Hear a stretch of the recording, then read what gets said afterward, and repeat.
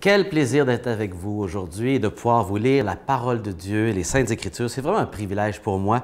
Et la lecture d'aujourd'hui se trouve dans ces textes de Matthieu sur le mont des Béatitudes, ce texte du Sermon sur la montagne au chapitre 7 de Matthieu. Cet extrait est dans les versets 21 à 29 et qui vont comme suit.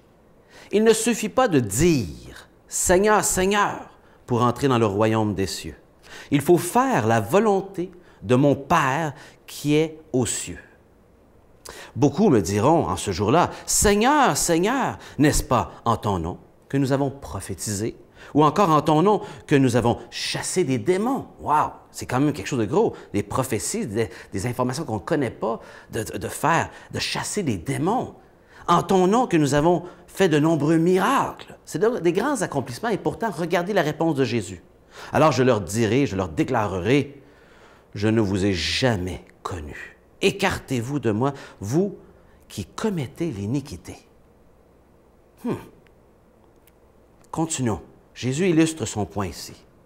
Ainsi, tout homme qui entend les paroles que je viens de dire et les met en pratique peut être comparé à un homme avisé qui a bâti sa maison sur le roc. La pluie est tombée, et les torrents sont venus, les vents ont soufflé et sont précipités contre cette maison, et elle ne s'est point écroulée, car ses fondations étaient sur le roc. Et ici, évidemment, ces intempéries font allusion aux épreuves de la vie terrible qu'on peut vivre. Et tout homme qui entend les paroles que je viens de dire ne les met pas en pratique peut être comparé à un homme insensé, un homme stupide, un fou, qui a bâti sa maison sur le sable. La pluie est tombée, et les torrents sont venus, les vents ont soufflé et sont venus battre cette maison, et elle s'est écroulée. Et grande fut sa ruine, un échec, une perte de tout ce qu'il avait investi, parce qu'il avait investi au mauvais endroit. Ah, quand Jésus achevait ses instructions, la foule restait frappée, stupéfaite de son enseignement, car il enseignait en homme qui a autorité et non pas comme les scribes. Les versets qu'on vient de lire sont assez intéressants parce qu'ils nous confrontent dans les versets 21, 22 et 23 à une réalité assez marquante. Ce n'est pas simplement une profession de foi qui compte pour Jésus. Ce n'est pas juste les paroles qui sont importantes. On peut dire bien des choses, mais le comportement doit suivre. Et ces gens avaient dit des choses et avaient dit « Seigneur, Seigneur », mais il dit « C'est pas ça qui va faire la différence ». Et de l'autre part, après ça, il dit, mais il y a des gens qui vont avoir accompli de grandes choses, qui vont se présenter devant moi, ils ne vont pas juste dire Seigneur, mais ils vont avoir fait de grandes choses. Et pourtant, Jésus dit, arrière de moi, je ne vous ai pas connu. Et voilà peut-être les paroles les plus importantes ici à comprendre. Ce n'est pas d'avoir fait des choses ou d'avoir dit des choses qui est important, mais c'est qui je connais.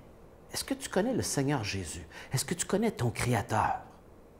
Et ici, le critère était l'idée de connaître, c'est-à-dire d'être en relation personnelle avec lui. Si je ne suis pas en relation personnelle avec Dieu et que je fais des choses en son nom, ou je dis des choses, les actions ou les paroles à elles seules ne sauvent pas un individu, mais bien notre relation avec Dieu qui fait la différence, où ce que je connais Dieu et que Dieu me connaît et que nous sommes dans une relation. Dans les deux cas, les paroles et les actions à eux seuls ne sont pas suffisantes. Il faut plus que des paroles et des actions pour prendre leur sens. Il faut entrer en relation avec Jésus. Des paroles et des actions qui découlent d'une relation avec Dieu portent du fruit et seront récompensées par le Créateur. Faire de la religion ne donne pas un ticket pour le ciel, le royaume de Dieu selon Jésus. Il faut cette relation. Et remarquez que cet homme qui est dans l'image ici illustre bien cette personne qui obéit à Dieu et qui est en relation avec lui. Il construit sur le roc. Le roc, c'est Jésus. Il construit sur du solide, sur du permanent, non sur quelque chose qui peut bouger, qui est fragile. Et Jésus est ce roc permanent. Et on dit que cet homme-là est un homme avisé, c'est-à-dire que c'est un homme sage. Et l'homme avisé ici est défini comme suit, c'est-à-dire qu'il sut mettre ou prendre ces paroles et les mettre en pratique, et qui prit ces exhortations de Jésus et les met en pratique dans sa vie personnelle. L'homme avisé applique la vérité de Dieu dans son quotidien. Et voilà la sagesse, de prendre ce que Dieu dit et de le faire. C'est d'être avisé, c'est d'être prêt, c'est de construire sur du solide.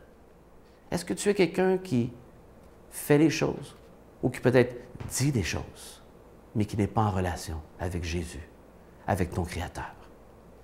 Si c'est ce que tu fais, Jésus dit que ça ne devient que de la religion. Ce n'est pas ça de connaître Dieu.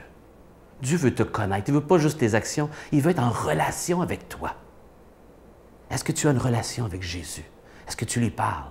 Tu l'écoutes par l'Écriture en lisant la parole de Dieu. Il veut, pas avant tout tes actions, il veut être en relation avec toi. Et le reste viendra en son temps. Que le Seigneur te bénisse sur ton chemin d'apprendre à avoir une relation avec lui et qu'il t'apprenne à l'aimer et le suivre. Que le Seigneur te bénisse.